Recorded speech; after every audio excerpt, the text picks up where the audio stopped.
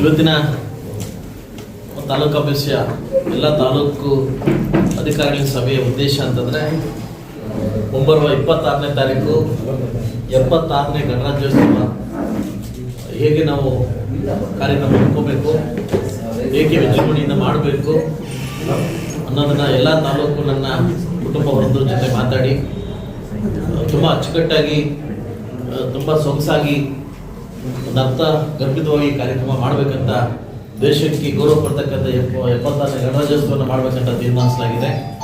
ಈಗಾಗಲೇ ಸ್ವಚ್ಛತೆಯನ್ನು ಹೇಗೆ ಕಾಪಾಡಬೇಕು, ಸ್ಟೇಜನ್ನು ಹೇಗೆ ಮಾಡಬೇಕು, ಇವತ್ತು ವಿಶೇಷವಾಗಿ ಸ್ವತಂತ್ರ ಹೋರಾಟಗಾರರನ್ನ ನೆನೆಸ್ಕೊಂಡು ಅವರಿಗೆ ಸನ್ಮಾನವನ್ನು ಮಾಡ್ತಿದ್ರಿ.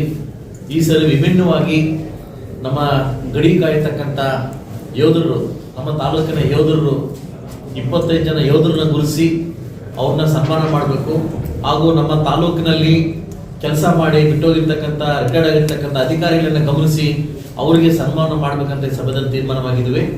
ಈ ತೀರ್ಮಾನ ತಕ್ಕಂಗೆ ಎಲ್ಲ ಸಂಘದ ಅಧಿಕಾರಿಗಳು ಕೂಡ, ಅಂದರೆ ನಮ್ಮ ಸಂಘದ ಪರಿವಾರದವರು ಆಗ ನಮ್ಮ ಕುಟುಂಬದ ಪರಿವಾರದವರು ಎಲ್ಲ ಸೇರಿ ತೀರ್ಮಾನಿಸಲಾಗಿದೆ. ನಾವು ಈ 4 ಹಬ್ಬಗಳನ್ನು ವಿಶೇಷವಾಗಿ ನಾವು ಕೂಡ ತೀರ್ಮಾನ ಮಾಡ್ಕೊಂಡಿದ್ದೀವಿ.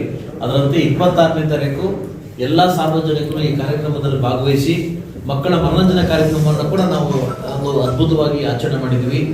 ಒಂದು 5ರಿಂದ 10 ಸಾಂಗ್ಗಳ ವ್ಯವಸ್ಥೆ ಮಾಡಿ ನಮ್ಮ ಮಕ್ಕಳಿಂದನೇ ಕಾರ್ಯಕ್ರಮ ನಡೆಯಲಿ ಅನ್ನೋ ಕಾರಣಕ್ಕೋಸ್ಕರವಾಗಿ ನಾವೆಲ್ಲ ತೀರ್ಮಾನಿಸಿ ಎಲ್ಲ ತಾಲೂಕು ಮಟ್ಟ ಅಧಿಕಾರಿಗಳನ್ನ ಒಗ್ಗೂಡಿಸಿ ಈ ಕಾರ್ಯಕ್ರಮ ಮಾಡಲಿಕ್ಕೆ ನಾವೆಲ್ಲ ತೀರ್ಮಾನಿಸಲಾಗಿದೆ.